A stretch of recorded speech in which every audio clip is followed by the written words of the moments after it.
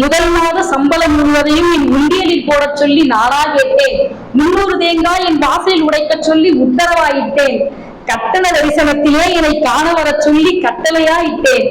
1 மணி நேரத்தில் பார்க்க 200, அரை மணி நேரத்தில் பார்க்க 500, அரை நிமிடத்திலே பார்க்க 1000 வசூலிக்க என் வாயால் வந்து நானா சொன்னேன்.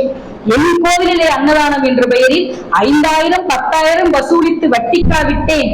இல்லாதவருக்கு இயன்றதை செய்திருந்தால் இறைவனாகிய நானே நீ இருக்கும் இடம் தேடி வந்திருப்பேன். நீயோ தவறையெல்லாம் சரியாய் செய்து சரிகட்ட காணிக்கை என்ற பெயரில் கரன்சியை கடவுளுக்கே லஞ்சமாக கொடுக்க வருகிறாய். நீயே உருவாக்கி நீயே நடத்தும் நாடகத்திலே படைத்த என்னையே பகடைக்காயாக்கிய முட்டாள் மனிதனே, காசு கொடுத்து என்னை கருவறைக்குள் காண வரும் உனக்கு கருணை மலை பொழிய மறந்ததாய் திட்டமிட்டு என்னை திட்டி சொல்கிறாய்.